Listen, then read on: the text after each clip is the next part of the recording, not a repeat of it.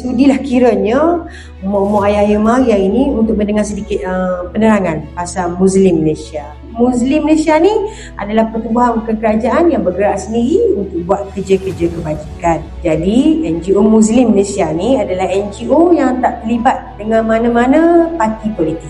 Hasil sumbangan kita, kotak yang kita bawa mari tu adalah 100% daripada seluruh rakyat Malaysia. Terima kasih kepada rombongan Muslim Malaysia yang telah menyampaikan kotak makanan kepada penerima-penerima yang layak. Sekian, terima kasih.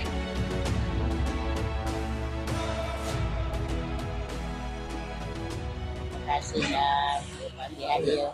Terima kasih.